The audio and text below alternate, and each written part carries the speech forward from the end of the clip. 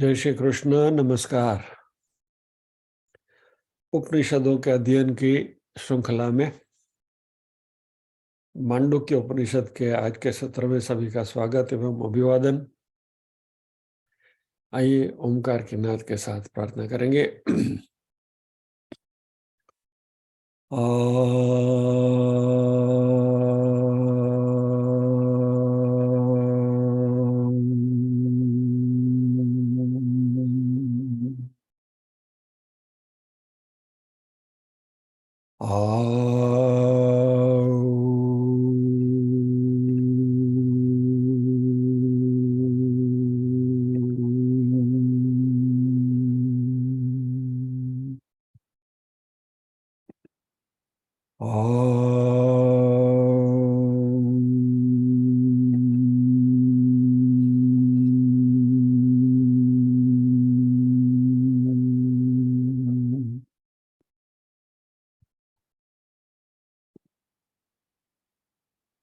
वक्रतुंड महाकाय सूर्यकोटि समप्रभ निर्विघ्नं कुरु मे देव सर्वकार्येषु सर्वदा। या कुन्देन्दु तुषारहार धवला या शुभ्रवस्त्रावृता या वीणावरदण्डमण्डितकरा या श्वेतपद्मासना या ब्रह्माच्युतशङ्कर प्रभृतिभिः देवै सदा वन्दिता सा मां पातु सरस्वती भगवती निःशेषजाड्यापहा। वसुदेवसुतं देवं कंसचाणूरमर्दनं देवकी परमानन्दं कृष्णं वन्दे जगद्गुरुम्। ॐ सहना भवतु सहनौ भुनक्तु सह वीर्यं करवावहै तेजस्विनावधितमस्तु मा विद्विषावहै। ॐ शान्ति शान्ति शान्तिः।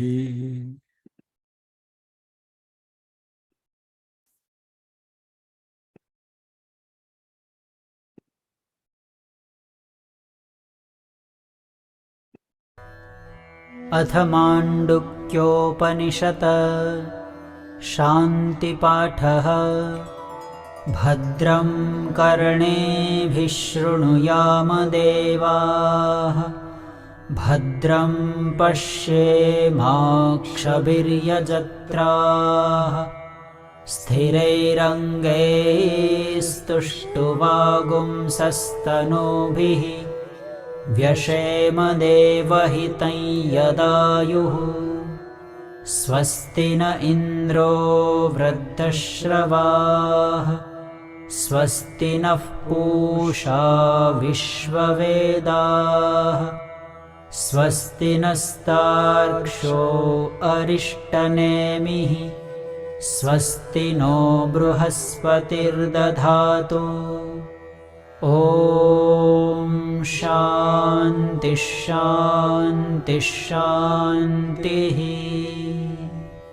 अथ प्रथमः खण्डः।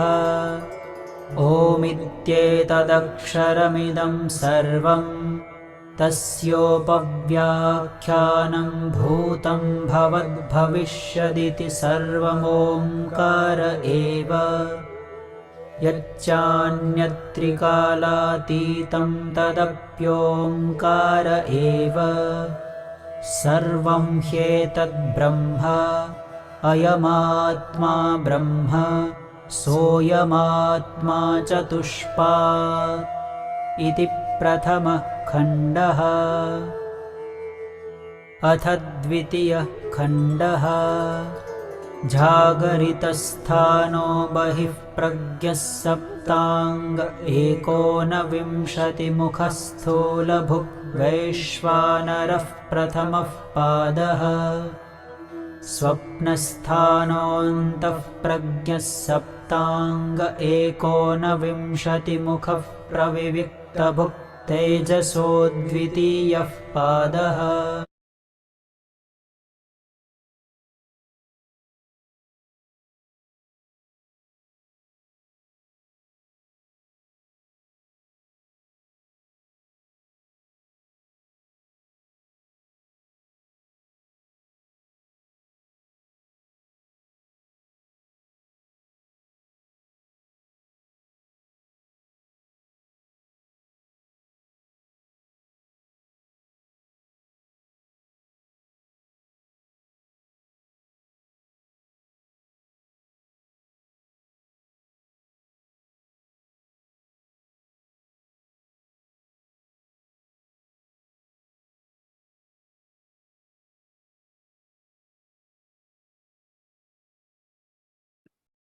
सॉरी, मैंने म्यूट करके रखा था, अनम्यूट करना भूल गया था।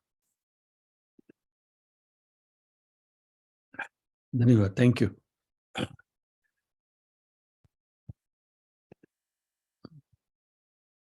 हाँ, तो हमने इस मंत्र का अध्ययन किया और बेसिकली आत्म चैतन्य जो है उसके 4 चरण जो हैं उसकी चर्चा हम कर रहे हैं। प्रथम मंत्र में प्रथम चरण की बात करी जिसको हमने बहिर्मुख कहा। अभी वो जागरूक अवस्था जो हमारी है उसकी बात हुई। जागरूक यानी कि physically awakened, not spiritually awakened. जागरूक के वापस 2 अर्थ है। आध्यात्मिक जागरूकता अलग चीज है और ये खाली भौतिक जागरूकता अलग चीज है। तो अभी जो हमने पहले बात करी थी अगले श्लोक में, उसमें भौतिक जागरूकता की बात थी। अभी इसमें हम हमारी स्वप्न सृष्टि की बात कर रहे हैं, यानी कि वही हमारा जो चैतन्य है, ये जो शरीर है, वो शरीर जब तक चैतन्य के साथ जुड़ा हुआ है तब तक ये शरीर जिंदा है। और इस जिंदा शरीर जो चैतन्य से जुड़ा हुआ है, उस चैतन्य को के 4 पहलू के हम विचार कर रहे हैं। उसमें पहला जो पहलू था वह बहिष्प्रज्ञ यानी कि बाहर की दुनिया को देखता था। और अभी यह जो दूसरा स्वप्न की जो स्थिति है उसमें हम अंतःप्रज्ञ है यानी कि हमारी अंदर की स्थिति को हम देख रहे हैं।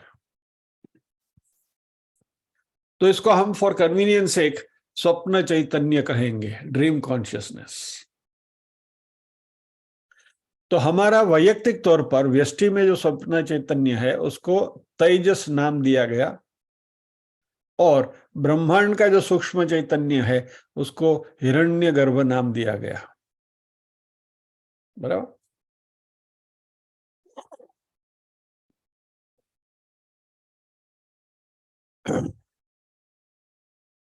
ये अंतःप्रज्ञ है, जैसा हमने देखा वो अंदर की ओर देखता है, क्योंकि स्वप्न तो अंदर ही देखा जाता है ना।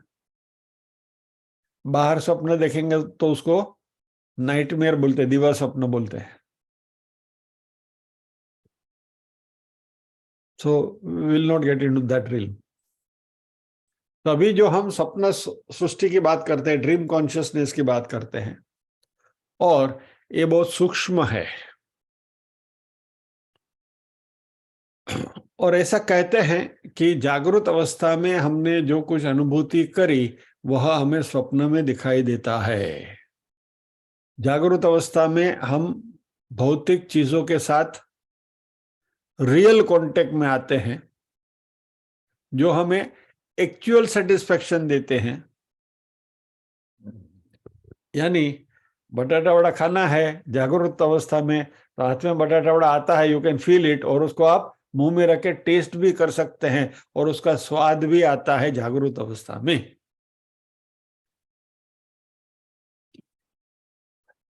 अभी ये जो जागरूक अवस्था में जो भी हम कर रहे हैं, ये भी सब हमारी ही करनी है। बटाटा वड़ा खाना है तो हम ही जाते हैं ना फरसान वाले की दुकान पे, यानी इट्स अवर ओन डीड, यानी हमने ही सोचा, हमने ही किया है, अवर ओन क्रिएशन। इसी तरह जो स्वप्न की सृष्टि है वह भी हमारे मानसिक प्रक्रिया है, it is our own mental creation.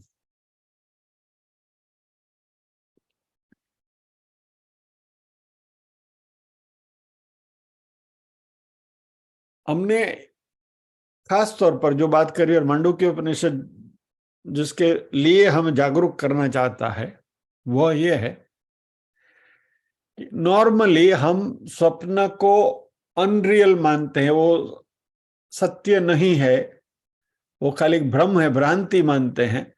और ये जो जागरूक अवस्था है उसी को हम पूर्ण सत्य मानते हैं, this is the whole truth. हम जाग रहे, देख रहे, सब हो रहा है, यही सत्य है। स्वप्न है वो तो एक भ्रांति है, ऐसा मानते हैं। मांडुक्य उपनिषद इससे थोड़ी अलग बात करता है, और ये जो कॉन्ट्राडिक्शन है उसी की बात हम इस श्लोक में करने वाले हैं। अभी ये कंपैरिजन जो हम कर रहे हैं जागरूक अवस्था की और स्वप्न अवस्था की, उसमें कंपैरिजन करने के लिए, जजमेंट कर लेने के लिए जो जज बैठा है वो निष्पक्ष है क्या, इसके बारे में हमने लंबी बात करी थी कि भाई जो जज बैठा है वहां, वो तो जागरूक अवस्था की जो स्थिति है उसको रेफरेंस पॉइंट लेके स्वप्न की बात कर रहा है। यानी जागरूक अवस्था है उसको सच मानता है, और इसलिए वो स्वप्न को इमेजिनरी बताता है।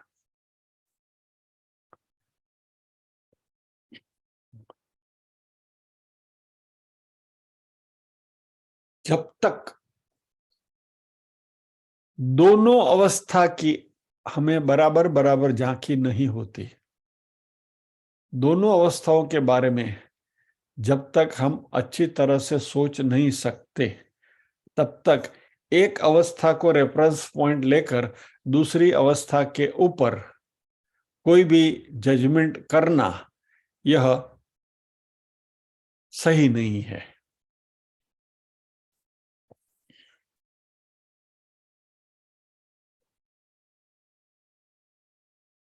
अभी कंपैरिजन करने के लिए मान लीजिए कि आपके पास दो चीजें हैं, तो मैंने एक हाथ पर एक चीज रखी, दूसरे हाथ पर दूसरी चीज रखी, बराबर। और अभी उसको मैं कंपेयर कर रहा हूँ, ये ऐसा है, ये ऐसा है, हाँ बराबर है। या तो मान लीजिए कि भाई आम की सीजन आएगी तो आम खरीदने जाते हो, तो एक हाथ में हाफूस कैरी है, दूसरे हाथ में केसर कैरी है, और आप सोच रहे हो कि कौन सा लेना, ये लूं कि ये लूं। नाउ इसमें क्या होता है जब ऐसे कंपैरिजन हम करते हैं, तभी दोनों चीज हमारे सामने है, we are observing both simultaneously, एक साथ हम दोनों को देख रहे हैं। ये जागरूक स्थिति और स्वप्न की स्थिति है, दोनों को एक साथ देखने की हमारे पास कोई सुविधा नहीं है। या तो आप जाग रहे हो या तो सपना देख रहे हो, दोनों साथ में नहीं हो सकता। सो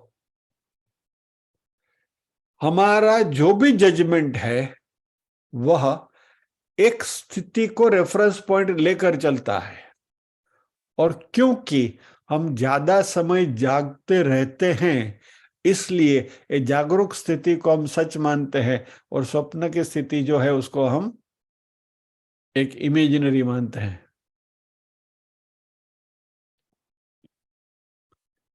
हम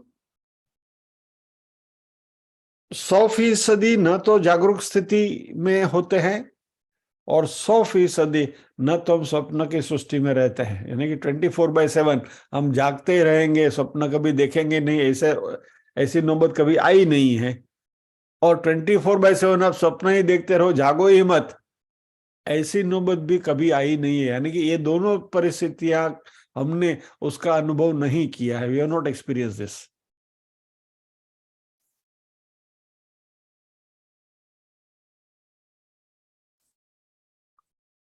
नाउ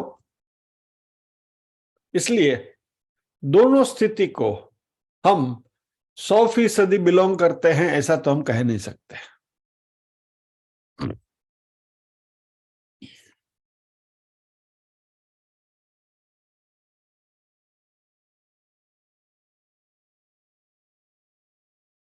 यानी जागरूक स्थिति में हमें जो अनुभूतियां होती हैं वही अनुभूतियां हमें स्वप्न सृष्टि में भी हो सकती है। जागरूक स्थिति में आप किसी अच्छे रेस्टोरेंट में जाकर आपने भोजन किया और उसका आपको तृप्ति मिली, मजा आ गया, बराबर, तो वो भी एक चीज है। और स्वप्न में भी आप किसी की शादी में जाकर बहुत अच्छा पकवान खाकर आते हैं तो स्वप्न सृष्टि में स्वप्न की मजा आती है, वो शादी स्वप्न में हो रही है, वहां भी स्प्रेड जो है स्वप्न का है, और वहां भी आपकी क्षुधा की यानी कि भूख की तृप्ति भी वहां होगी। यहाँ पे ओढ़कर पचो स्वप्न में जावे, डकार भी वहीं आती है। तो जैसे जागरूक स्थिति में हमें भौतिक रूप से जो सेटिस्फेक्शन मिलता है, जो तृप्ति मिलती है, वही हमें स्वप्न में, स्वप्न के अनुभव में तृप्ति मिलती है। तो इसलिए दोनों चीजें, ये सही है और ये गलत है, ये ही सच्चा है वो नहीं है, इट्स रॉन्ग, बिकॉज जो अनुभव यहां होता है वो अनुभव स्वप्न में भी होता है। क्या स्वप्न में मान लीजिए कि, सॉरी, जागरूक अवस्था मान लीजिए कि आप किसी के रिसेप्शन में गए, वहां मिले, या और नवपरिणीत युगल को आपने गुलदस्ता दिया, कुछ गिफ्ट वगैरह दी, स्वप्न में भी आप एक ये सब कुछ कर सकते हैं, उनको भी वहां जाकर आशीर्वाद दे सकते हैं, उनके भी हाथ में आप गुलदस्ता दे सकते हैं। और स्वप्न में तो अच्छा दे सकते हैं, जागरूक अवस्था में तो अपनी हैसियत के हिसाब से करना पड़ता है कि भाई अब आने त्या 150 नो जपाए ने 250 नो न अपाए, स्वप्न में तो दे दो ना, 500 का दे दो, क्या फर्क पड़ता है, किम दारिद्र्य। सो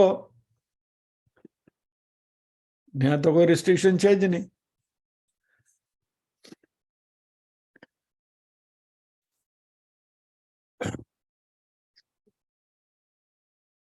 तो इसलिए हम ये नहीं कह सकते हैं कि जो सपने की दुनिया है वह सच्ची नहीं है और जागरूकता की दुनिया ही जागरूक है।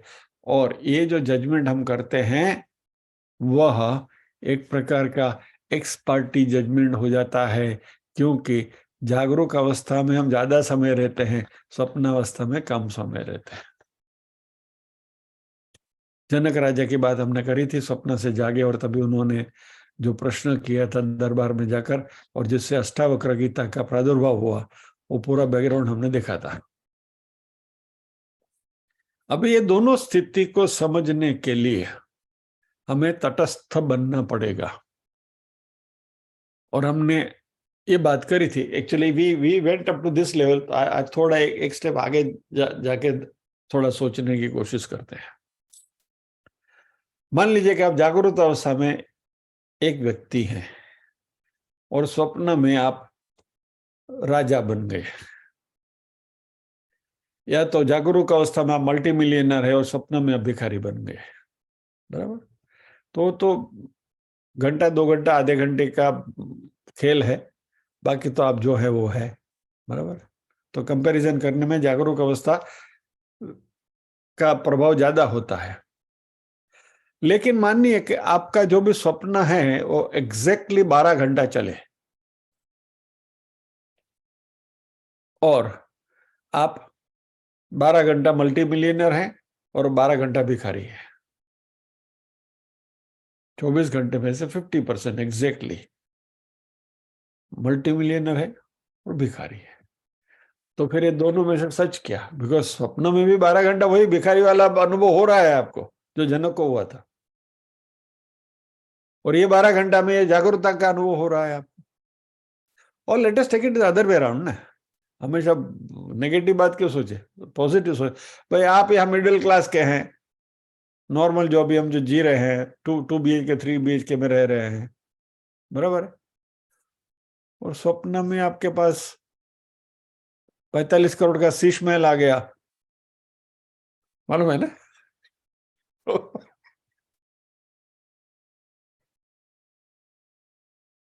और 12 घंटा आप शीश महल में रह रहे हैं और 12 घंटा आप 2 BHK में रह रहे हैं, अभी सत्य कौन सा? ये क्यों कि वो सपना में भी उसका आनंद मिल रहा है आपको, यू आर एंजॉइंग दैट। वही 7 लाख के पर्दे, 15 बाथरूम, सपने में अनुभूति हो रही है आपको, यू आर एंजॉइंग इट, मजा आ रहा है। और 12 घंटा जो है वो आपकी रियलिटी है, लेकिन वहां भी कुछ ऐसा ही हुआ है। ओरिजिनल रियलिटी 2 BHK की थी, फिर ये स्वप्न कहां से आ गया, तो ये बड़ा हो गया स्वप्न। Anyway, well it is every humans right to dream. Anyway, छोड़िए इस बात को। तो 12-12 घंटा, अच्छा मान लीजिए कि अभी आप स्वप्न की जो स्थिति है उसको एक्सटेंड करिए, 12 के बजाय 18 घंटा आप सपना में है और 6 घंटा जागरूक में है, तो फिर किसको रियल मानोगे? Now you are spending more time there. अभी जैसे हम जागरूक अवस्था में ज्यादा समय बिता रहे और स्वप्न में कम समय बिता रहे हैं, एग्जैक्टली उल्टा हो गया। 18 घंटा आप बिल्कुल महल में रह रहे हैं और 6 घंटा मात्र 2 BHK में रह रहे हैं, तो आपको लगेगा कि वो स्वप्न वाला ही सही है, because you are spending more time there, यानी आपका रेफरेंस पॉइंट जो है वो शिफ्ट हो गया।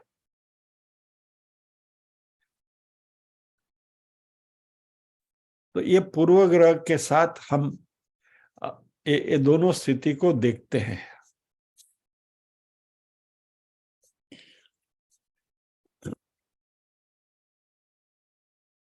यदि आपको ये दोनों स्थितियों का तटस्थ भाव से निरीक्षण करना है, तो परिस्थिति जो बनेगी कुछ अलग बनेगी।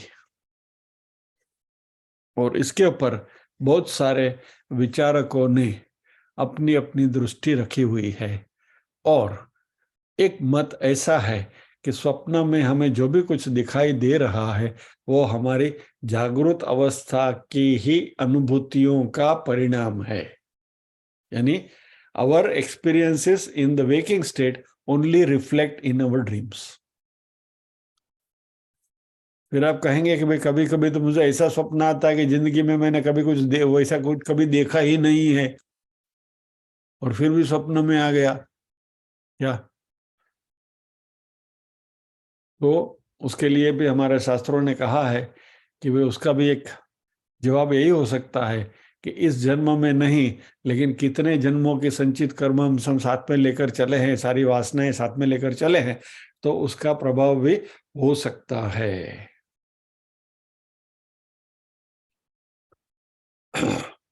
तो जैसे स्वप्न में जो अनुभूतियां होती हैं वह इस जागरूक विश्व में हो रही अनुभूतियों के ऊपर अवलंबित है। अभी नाउ जागरूक अवस्था की हमारी जो स्थिति है वह भी कुछ ऐसा हो सकती है। The way dream experience is dependent on our waking world, बराबर, इसी तरह हमारी जो ये जागरूक अवस्था है वो भी कोई तीसरी अवस्था का परिणाम नहीं है, उसकी क्या गारंटी? क्योंकि एक बात तो अभी हमने देख ली कि भाई जो सपना है वो भी, जो हम अभी तक ऐसा मानते आए थे कि वो एक भ्रांति है और यही रियल है, और ये जागरूक अवस्था जो हम जब जिस तथाकथित जिसको हम बोलते हैं, मान लीजिए कि आपकी 80, 90, 100 साल की आयु है, तो आप इस जागरूक अवस्था में 100 साल है, लेकिन वो बाकी तो और किसी अवस्था में 2000 साल पड़े होंगे, तो उसकी क्या गारंटी? तो देन व्हाट इज रियल? यहाँ का स्वप्न रियल, यहाँ की जागरूकता रियल, और वो जो 2000 साल यहाँ काटे वो रियल? यू कैन, और यू नॉट सीन दैट, आपने वो देखा नहीं है। जैसे स्वप्न में आपने जागरूक अवस्था को देखी नहीं है, ऐसे ही ये जो तीसरी अवस्था है उसका भी हमें अनुभव नहीं है। तो ये लॉजिक को एक्सटेंड करते हुए हम ये कह सकते हैं कि ये जो जागरूक अवस्था की हमारी जो अनुभूतियां हैं वो भी किसी और पैरामीटर्स के ऊपर आधारित हो सकती हैं। We are talking about the possibility, है कि नहीं वो बाद में देखेंगे।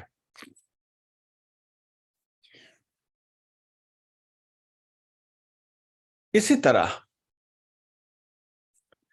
जैसे हम स्वप्न में से जाग जाते हैं, उठ जाते हैं, और स्वप्न में आपकी कितनी भी गरीबी हो या तो कितना भी वैभव हो, जैसे ही आप जाग गए और जागरूक अवस्था में आ गए तो उसका कोई मायना नहीं रहता, बराबर। इसी तरीके से now we will use the terminology कि अभी ये जागरूक अवस्था में से जाग गए, वो आध्यात्मिक जागृति है, बराबर। अभी स्वप्न स्वप्न और जागने की जो हम बात कर रहे थे वो भौतिक स्वप्न और भौतिक जागृति की बात थी, राइट। तो भौतिक स्वप्न था, ये भौतिक जागृति है। अभी थोड़ा इसी आर्ग्यूमेंट को अब आगे ले जाओ, और ये जो स्थिति है उसमें से यदि हम जागरूक हो गए, जागृति हो गई हमारी, तो वो आध्यात्मिक जागृति है।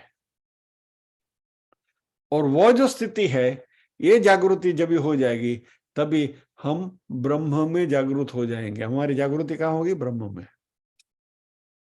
अभी आप सो रहे थे, अपने गद्दे पर सो रहे थे, on your bed you sleeping and you wake up in your bed, right. આપણે પથારીમાં સૂતા છીએ અને ઊભા થઈએ એટલે આપણે પથારી છે એમાં જ કે ઊભા થઈએ, બરાબર। वैसे ही हम कह सकते हैं कि हम ब्रह्म में सोए हुए हैं, और जिस दिन ये आध्यात्मिक जागृति आ जाएगी तो हम जागेंगे कहाँ? ब्रह्म में। क्योंकि जे पथारी में होता था एम उभा थे ने, तो ब्रह्म की ही बिछाने में हम सो रहे हैं, और इसी ब्रह्म के बिछाने में हमें जाग जाना है। नाउ अभी जैसे फिजिकली भौतिक जगत में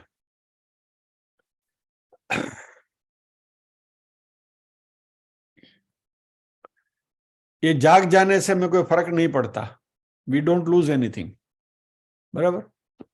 स्वप्न में से उठ गए, जाग गए, चलो। वैसे ही जब भी ये भौतिक स्थिति में से ब्राह्मी स्थिति में जागृति होगी तो हमें भी कुछ खोना नहीं है। इस बात को बहुत अच्छी तरह से समझ के चले। स्वप्न में आपके पास बहुत बड़ा वैभव था, धन दौलत सब कुछ था, लेकिन जैसे जाग गए उसका कोई मायना नहीं है। वैसे ही अभी जो कुछ आपके पास है वो जागृति ब्रह्म में हो जाएगी, फिर आपके पास इसका कोई मायना नहीं है। देयर इज नो वैल्यू, उसकी कोई कीमत ही नहीं है। तो कारण वगैरह બધું પકડીને બેઠા જ ને, મારું મારું મારું, લાવ લાવ લાવ લાવ, कुशाला। ये बात को यदि बार बार हम सोचते रहेंगे तो संसार के प्रति हमारा जो अटैचमेंट है ना, वो अटैचमेंट धीरे धीरे धीरे धीरे कम होता जाएगा। यानी हमारी जो वृत्तियां हैं, विषय जो हैं, वह बिल्कुल ढीले पड़ते जाएंगे। हमने वो सर्प और रज्जू का एग्जाम्पल देखा था कि भाई रज्जू में सर्प दिखता है, लेकिन वो भ्रांति थी। जब भी टॉर्च का प्रकाश आया तो प्रकाश में पता चला कि भाई ये तो रज्जू है, सर्प नहीं है। वैसे ही जगत और ब्रह्म का है। यानी ब्रह्म जो है वह रज्जु की भांति है, और ये जो जगत जो दिखता है वो सर्प की भांति है। रज्जु में जैसे सर्प दिखता है, भ्रांति होती है रज्जु में सर्प की, वैसे ही ये ब्रह्म में इस जगत की भ्रांति होती है। और वहां जैसे टॉर्च का उजाला आया और हमें रज्जु साफ साफ दिखाई देने लगी, और हमको पता चला अरे वो सांप तो था ही नहीं, रज्जु ही है। वैसे ही जब भी ये अध्यात्म का उजाला होगा तभी हमें पता चलेगा ये जगत तो था ही नहीं, वो तो भ्रांति थी, सच तो ब्रह्म है। यानी ब्रह्म सत्यम जगन मिथ्या वाली बात हमारे मन में बैठ जाएगी।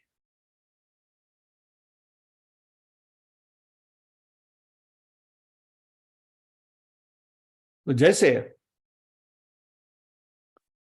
हमें सर्प का भय लगा था तो सबसे हम डर गए थे, या तो सबकी जो भ्रांति हुई थी उसके उससे जो भी अनुभूतियां हुई थी, वही अनुभूतियां अभी इस जगत के साथ जो हमारी हो रही है वो भी, उसका भी निर्मूलन हो जाएगा और संसार से हम छूट जाएंगे।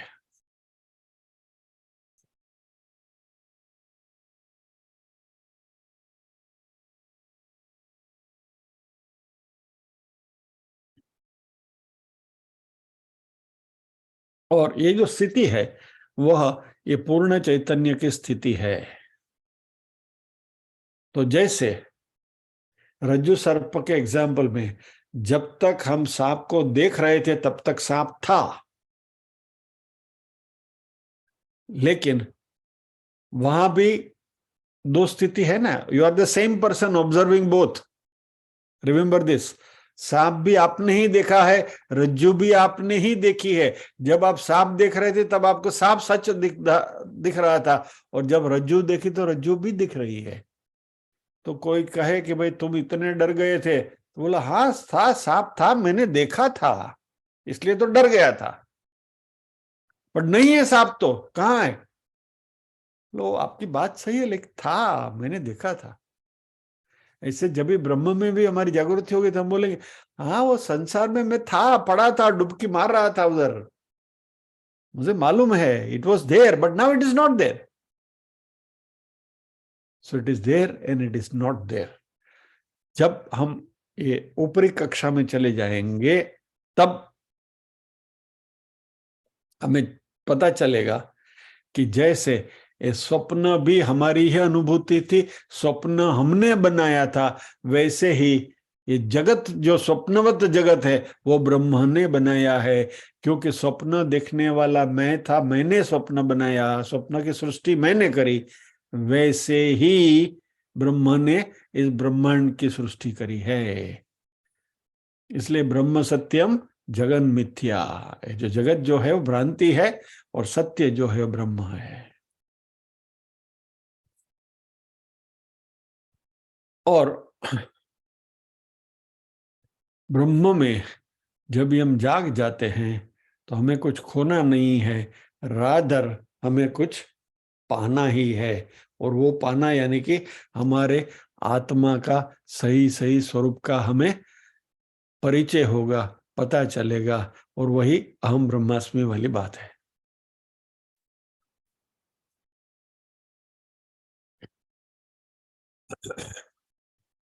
फिर ये अंत प्रज्ञ प्रविविक्त भुक के बारे में बात कर रहे थे कि जो स्वप्न की जो सृष्टि है वो अंदर की ओर देखती है, और वह सूक्ष्म चीजों का उपभोग करती है। पहले श्लोक में क्या था? बहिष्प्रज्ञ और स्थूल भुक था, और यहाँ अंत प्रज्ञ और प्रविविक्त भुक है। स्वप्न में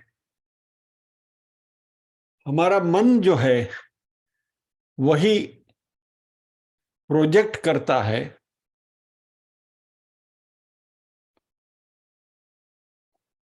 और मन के प्रोजेक्टर ने दिखाई हुई फिल्म हम देखते हैं, और हमें ऐसा लग रहा है कि वो सही, वो वही रियल है, जब तक हम स्वप्न में है तब तक। एग्जाम्पल हमने देखा था कि जैसे राज कपूर स्वयं अपनी फिल्म, कोई भी राज कपूर की फिल्म ले लीजिए, जिस देश में गंगा बहती है, संगम वगैरह, जो whatever you want to think of. Raj Kapoor theatre में बैठकर अपनी फिल्म देख रहा है, अपने आप को पर्दे के ऊपर देख रहा है।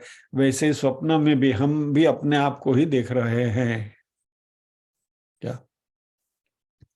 और वो पिक्चर देखते देखते देखते राज कपूर को जैसा लगने लगता है कि पर्दे पर जो नाच रहा है वही राज कपूर मैं हूं। बराबर। और ऐसे ही जब भी हमें भी पता चल जाएगा, अध्यात्म का प्रकाश हमारे मन में जब भी आएगा, ज्ञान का प्रकाश जब भी आएगा, तभी भी हमें भी यही लगेगा कि इस संसार में ये जो नाच रहा है कठपुतली, वो मैं ही हूं। दैट इज अहम ब्रह्म अस्मि। वो मेरा ही ब्रह्म का स्वरूप है, मात्र शरीर धारण करके यहां नाच रहा हूं। वहां जैसे राज कपूर वो रोल लेकर पर्दे पर नाच रहा है। और जिस दिन ये बात की पता चलेगी, अभी राज कपूर जो फिल्म देख रहे हैं, वहां वो फिल्म में एक्टिंग उन्होंने करी है, तो उनको पता है कि आगे का सीन कौन सा आने वाला है। बराबर। He knows it. थिएटर में बैठकर अपनी फिल्म देख रहे हैं, सो ही नोज कि what is going to be next scene. या गाना आएगा कि कुछ नाचना है, क्या कुछ भी वोटर डायलॉग आएगा, वोटर एक्स वाई जेड। वैसे ही हमको भी जैसे ब्रह्म में जागृति होगी, जिस दिन पता चलेगा कि अरे भाई वो तो मैं ही नाच रहा था ब्रह्मांड में, तो भी आगे क्या है वो हमें पता चलेगा। जैसे राज कपूर को पता चलेगा अगला सीन कौन सा है, तो आगे आने वाले सारे सीन को हमें पता चल जाएगा। और इसी को तो हम सर्वज्ञता कहते हैं, ओमनिसियंस। यानी ब्राह्मीभूति स्थिति, ब्रह्म की अनुभूति जब होती है, तभी हमारे में भी ये सर्वज्ञता मिल जाती है। इसका अर्थ क्या हुआ कि इस पर्टिकुलर जन्म में हम जो प्रारब्ध लेकर आए हैं, मात्र उस प्रारब्ध की ही अनुभूति होती है। लेकिन बाकी के जो सारे संचित कर्म है, वो सारी फाइलें बंद है, बिकॉज वो सबके पासवर्ड अलग अलग अलग अलग है। लेकिन जिस दिन ये सर्वज्ञता आ जाएगी, जिस दिन ये ओमनिशियंस आ जाएगी, उस दिन सारी फाइल के पासवर्ड यानी कि मास्टर पासवर्ड हमको मिल जाएगा। We know what is what. और ये सर्वज्ञता हमें प्राप्त हो जाएगी। और जिस तरीके से हम ये स्वप्न सृष्टि में से जागते हैं, वैसे ही ईश्वर भी, उनका भी जो कॉस्मिक माइंड जो है वह जागृत हो जाता है। और यही हिरण्यगर्भ की स्थिति है।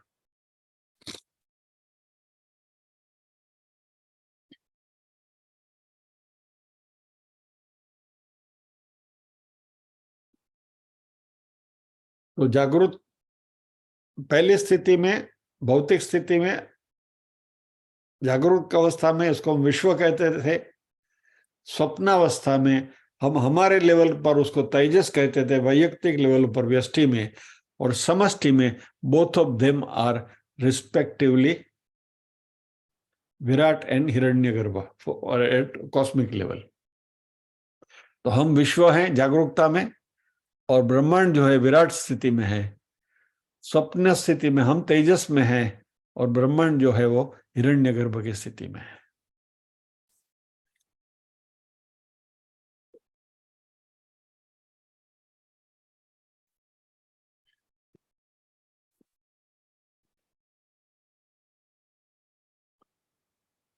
ये सप्तांग और एकोनविंशति मुख की जो बात हो रही है कि भी जागृत में भी वही है, स्वप्न में भी वही है, उसका रीजन ये है कि स्वप्न में हम जो हैं वो जागरूक हमारी जो अवस्था है उसी का मोल्ड है वहां, यही डाई है और उसी का मोल्ड स्वप्न में दिख रहा है। जैसे हमने देखा था कि अभी मान लीजिए कि आप जागरूक अवस्था में दुबले पतले हैं, 5 फुट 3 इंच के या तो 5 फुट 6 इंच के, स्वप्नावस्था में आप अपने आप को 6.5 फुट का नहीं देखेंगे। इसका सीधा एग्जाम्पल आपको बता दूं, रज्जु सर्प का एग्जाम्पल है, it is easy to understand that way. मान लीजिए कि डोरी 3 फुट की पड़ी है और उसमें यदि आपको सांप दिखेगा तो 10 फुट का सांप नहीं दिखेगा, 3 फुट का ही दिखेगा। सो स्वप्न जो है वो जागरूक अवस्था का ही रिफ्लेक्शन है। इसलिए जागरूक अवस्था में यदि वह एकोनविंशति मुखा है तो स्वप्न में भी एकोनविंशति मुखा है। और वैसे ही ब्रह्मांड जो है वो सप्तांग जो है फिजिकल स्टेट में, तो वही ड्रीम स्टेट में वो भी सप्तांग है।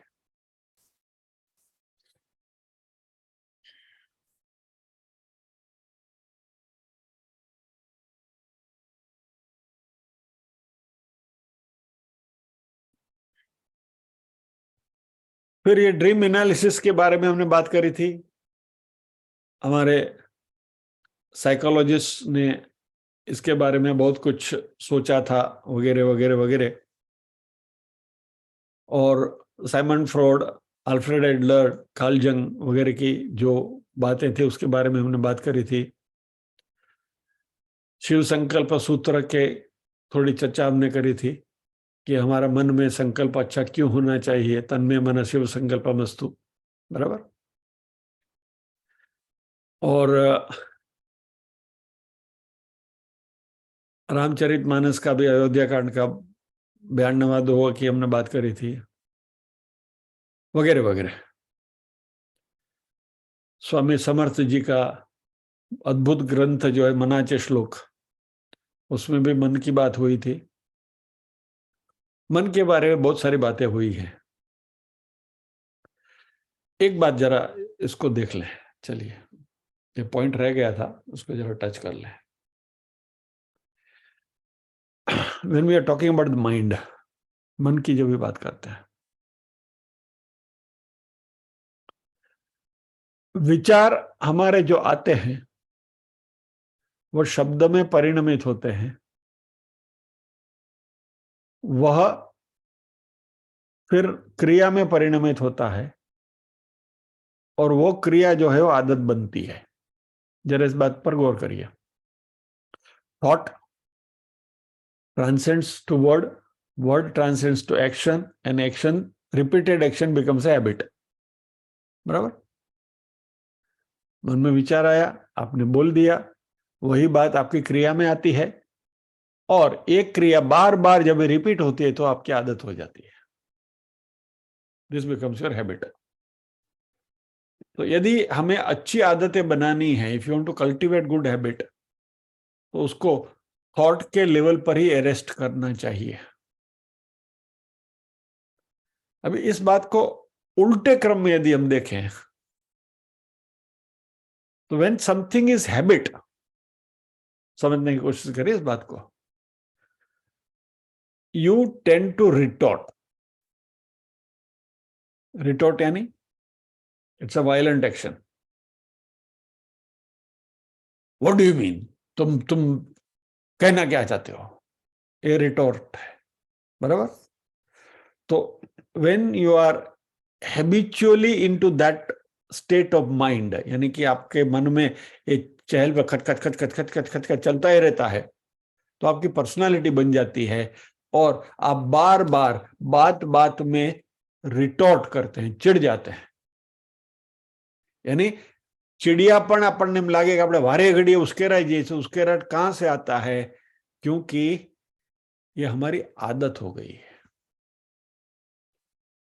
यानी कि we are at the habitual stage. उसके आगे की कक्षा जो है वो एक्शन की कक्षा है। Thought, word, action, habit. तो हैबिट, रिटॉर्ट। एक्शन का लेवल जो है वहां you will react.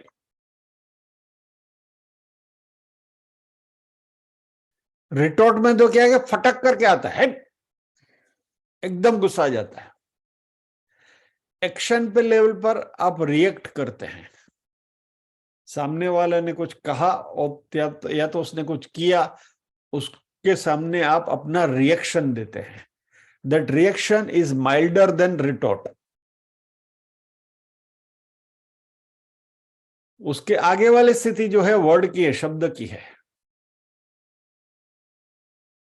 शब्द में आप रीजनिंग करेंगे,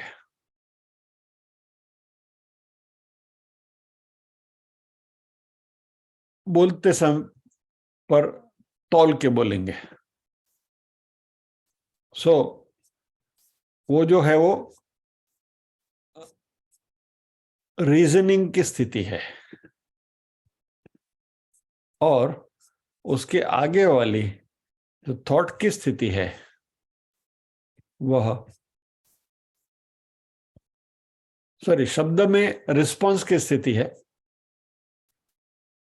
शब्द में आप रिएक्ट नहीं करते, रिटॉर्ट नहीं करते, आप रिस्पॉन्ड कर रहे हो। और थॉट के लेवल पर जो स्थिति, मनस्थिति है, वो रीजनिंग की है। So let it put it this way, thought and reasoning, word and response, action and reaction, and habit is retorting. ये हमारे इस तरीके की मनस्थिति होती है। इसलिए यदि हमें हमारी पर्सनालिटी को, व्यक्तित्व को सौम्य बनाना है, तो थॉट के लेवल पर जब रीजनिंग का समय है, एट दैट टाइम ओनली उसको, विचार को वहां अरेस्ट कर लीजिए, रीजन इट आउट कि भाई ये मैं जो करने जा रहा हूं या तो करने जा रही हूं वो सही है या गलत है। और यही बात हमें तत्वबोध ने सिखाई है, विवेक।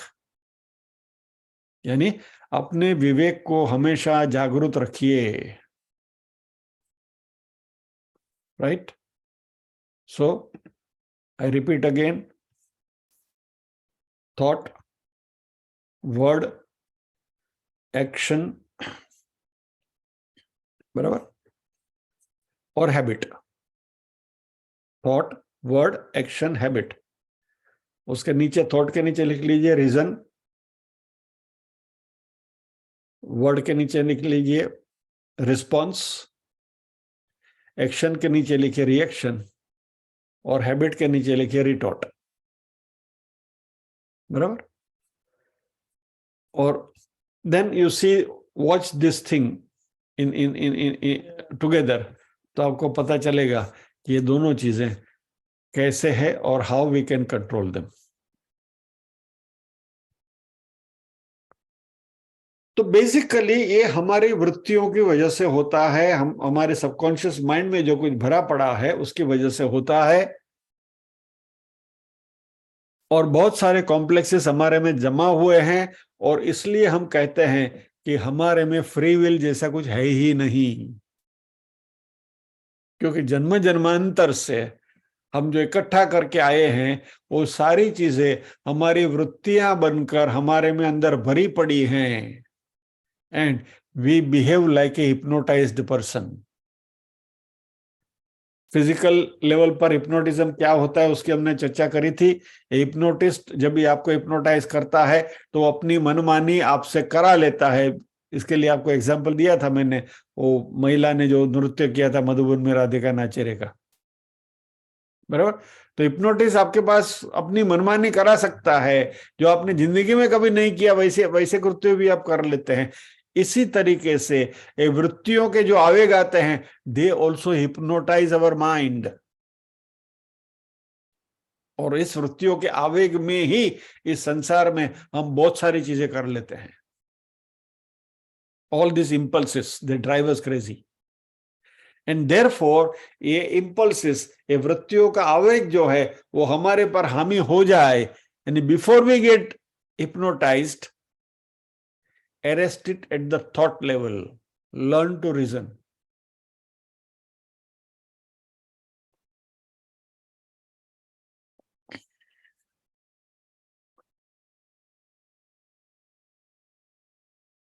ये सभी वृत्तियां इकट्ठा कैसे होती हैं, उसका भी रीजन है कि जो सोसाइटी है, समाज जो है, उसके नीति नियम कुछ अलग हैं, जो हमारी धारणाओं के विपरीत भी हो सकते हैं।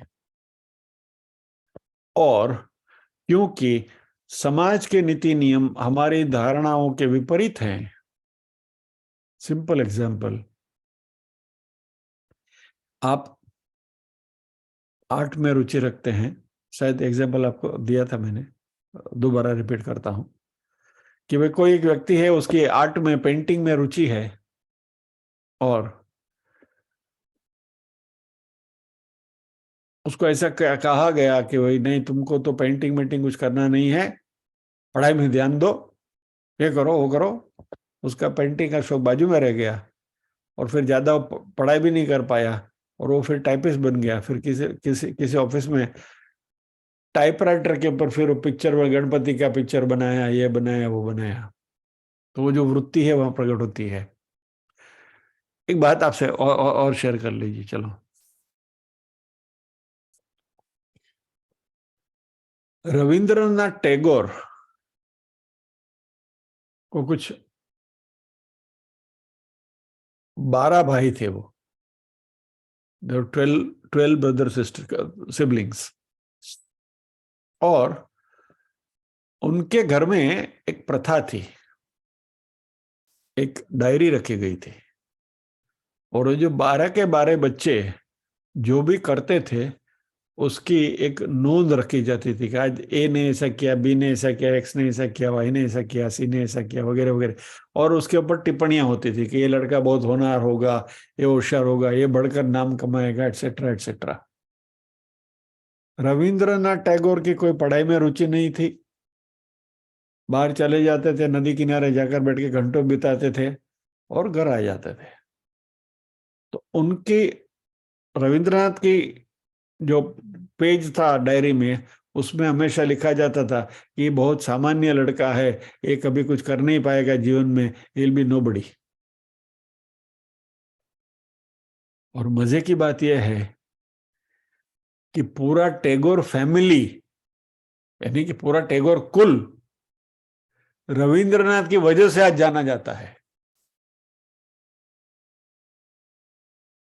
यानी हमारे अंदर छुपी हुई जो वृत्तियां हैं, ऐसी हम इन वृत्तियों को मात्र एक नेगेटिव सेंस में ही देखते हैं। लेकिन ये वृत्तियों को पॉजिटिव सेंस में भी यदि देखें तो हमारे अंदर कुछ अच्छा भी पड़ा है। तो हम, हमारे अंदर जो अच्छा पड़ा है, अच्छाई जो है, उसको हम क्यों ना खोजें।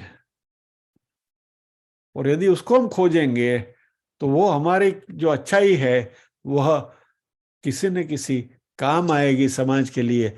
बाकी पेट भरवाना धंधा तो બધા કરે છે, કૂતરા બિલાડા કરે છે क्या। तो ये जो हमारी दबी हुई वृत्तियां हैं, वह जिनको दबा के हमने रखी हैं, वही सामने आती हैं।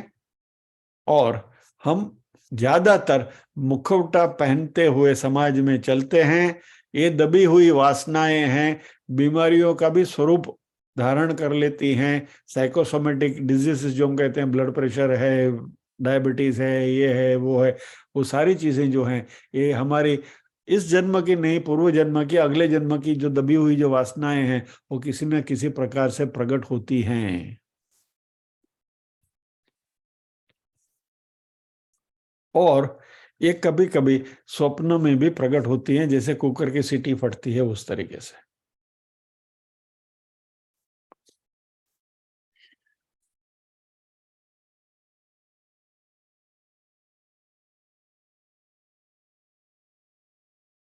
फिर हमने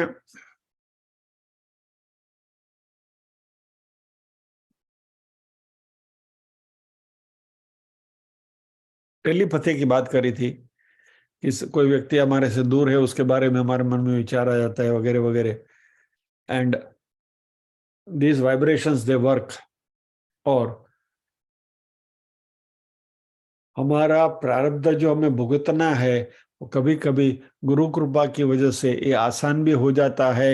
जो नॉर्मल फिजिकल वेकिंग वर्ल्ड में हमें जो भुगतना है वो हमें स्वप्न में उसकी अनुभूति हो जाती है, और ये सारे जो हमारे कर्म है वो स्वप्न में खत्म हो जाते हैं।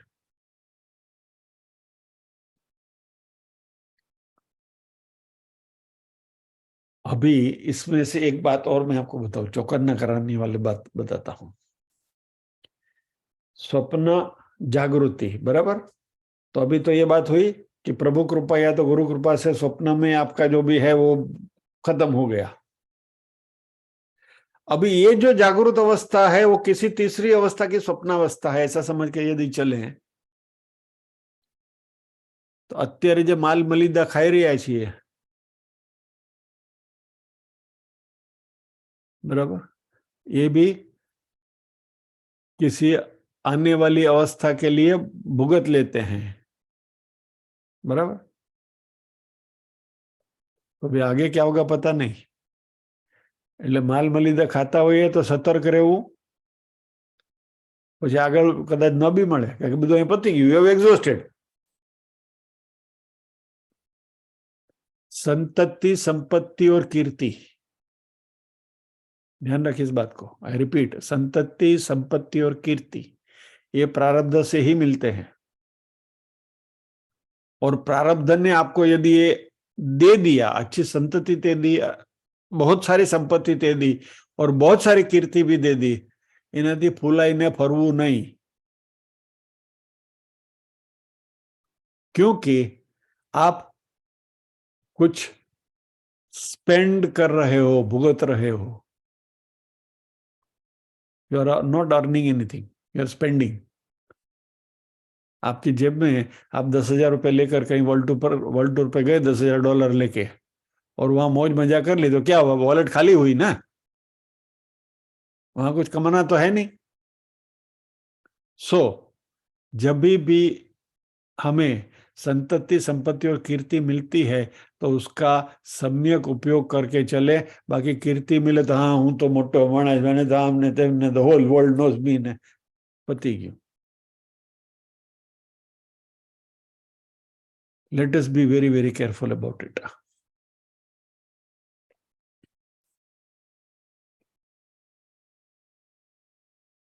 इस बात पर जब भी मैं सोचता हूं ना तो एक 2-4 मिनट ले लेते हैं। नरेंद्र मोदी के प्रति मेरे मन में आदर बढ़ता ही रहता है। वो व्यक्ति कहाँ है, फिर भी जरा सा भी अहंकार नहीं है, down to earth person, right. और अपने लिए तो उसको कुछ नहीं है, ना तो उनका संसार है, ना तो बीवी बच्चे हैं, ना किसी के लिए इकट्ठा करना है। और रोज सुबह उठकर 10 लोग गाली देने वाले हैं उसको। सुबह उठे 4 नए लोग आके खड़े होंगे मोदी को गाली देने वाले, और फिर भी ये सब कुछ वो व्यक्ति करते हैं।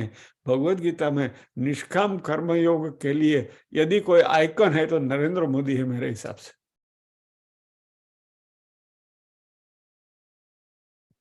मैं नतमस्तक उस व्यक्ति को, जितनी बार ये सारी चीजों के ऊपर अध्ययन करते हुए सोचते हैं तो ऐसा लगता है कि वो व्यक्ति सही मायने में संसार में रहते हुए योगी है। योगः कर्मसु कौशलम, excellence in action is yoga. Anything that he wants to do, he wants to excel. ये जो निष्काम कर्मयोग जो उनका है, उसमें से हम भी कुछ प्रेरणा लें। और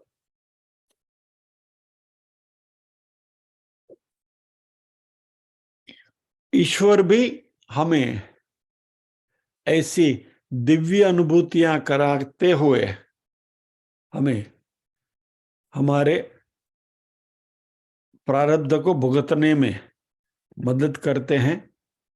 और इसमें क्या होता है कि हमारी जो बुद्धि है उसको सुला देते हैं, ताकि हमारे सबकॉन्शियस माइंड में जो भी भरा पड़ा है वो सब बाहर निकल जाए, एंड ऑल दिस अवर कर्म की जो खेल जो है वो खेल पूरा हो जाए।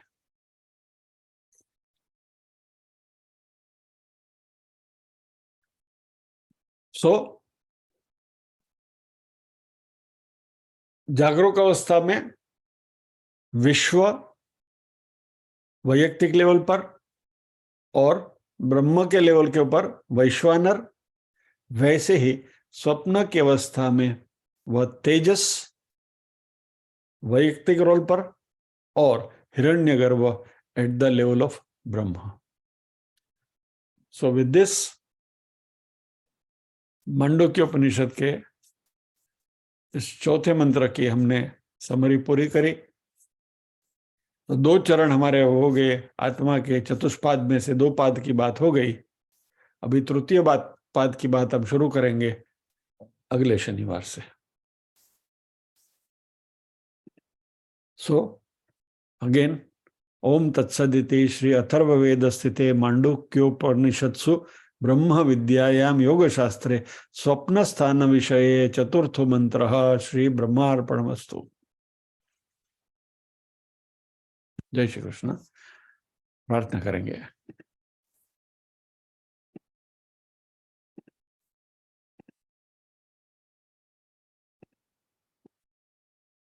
ओम असतो मा सद्गमय तमसो मा ज्योतिर्गमय मृत्योर्मा अमृतंगमय। सर्वेषां स्वस्तिर्भवतु, सर्वेषां शांतिर्भवतु, सर्वेषां मंगलं भवतु, सर्वेषां पूर्णं भवतु। लोका समस्ताः सुखिनो भवन्तु, लोका समस्ताः सुखिनो भवन्तु। नाहं कर्ता हरिः कर्ता, हरिः कर्ता हि केवलम्। ओम शांति शांति शांति। सभी के हृदय कोण में विराजमान परम कृपालु परमात्मा को वंदन करते हुए आज के सत्र को विराम देते हैं। अगले शनिवार फिर मिलेंगे नए श्लोक के साथ। जय श्री कृष्ण। लेकिन जाने से पहले एक बात कर दूं, चैट मैसेज में मैसेजेस आए हैं, excellent explanation, very very nice explanation, जय हो वगैरह वगैरह। बहुत बहुत धन्यवाद आपका जिन्होंने भी मैसेज लिखा है।